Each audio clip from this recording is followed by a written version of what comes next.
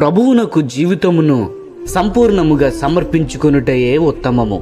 మా మిగిలిన జీవితము దేవుని సేవకు అర్పించుకుంటాము అని ఉద్యోగ విరమణ చేసిన కొంతమంది గురించి మనం వింటూ ఉంటాము.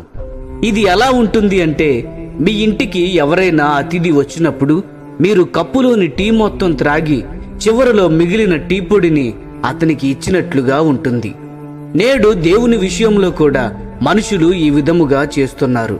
వారి జీవితమంతా కూడా ఈ లోకంలో డబ్బు సంపాదన కోసం వెచ్చించి ఇప్పుడు వారు మిగిలిన జీవితం అనే మిగిలిన టీ పొడిని దేవునికి ఇస్తున్నారు. ఇది ఎంత ఘోరమైన అవమానమో కదా. మనము సంపూర్ణముగా దేవునికి సమర్పించుకొని ఆయన ఆజ్ఞల చొప్పున జీవించుటకు మనము యవ్వన కాలములోనే మన జీవితములను దేవునికి సమర్పించుకొనుటకు ఎంతో ప్రాధాన్యత ఉంది. ప్రభువైన యేసు తిరిగి వచ్చినప్పుడు అనేక మంది విశ్వాసులు ఎంతో షాకుకు గురవుతారు.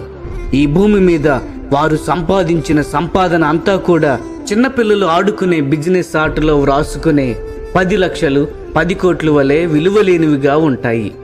ఈ దినమున వారు ఎంతో ఆశ్చర్యమునకు లోనవుతారు. లూకాసు వార్త 12వ అధ్యాయము 20వ వచనము గమనించండి. కానీ ఇప్పుడు ఏమి చేయగలము?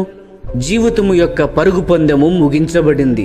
పనికిరాని చెత్తను వాళ్ళు పోగు చేసుకున్నట తప్ప నిత్యత్వపు విలువ కలిగినది ఏది కూడా వారు సంపాదించుకోలేదు. వారు ఈ భూమి మీద కేవలము మనుషుల యొద్ద నుండి మహిమను మాత్రమే కోరుకున్నందున నిత్యత్వపు వెలుగు యొక్క కాంతిలో క్షణకాలము మాయమయ్యే ఆవిరి వంటి వారి పరిస్థితిని చూసుకొని వారు ఎంతో నిరాశ చెందుతారు.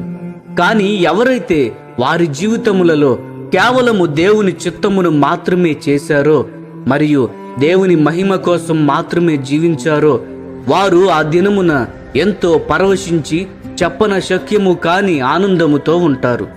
ప్రియ స్నేహితులారా, ఈ సందేశములు మీకు ఆశీర్వాదకరముగా ఉన్నట్లయితే లైక్ చేయండి, సబ్స్క్రైబ్ చేయండి, అనేకులకు షేర్ చేయండి. మీ విలువైన అభిప్రాయములను కామెంట్ రూపంలో మాతో పంచుకోనండి.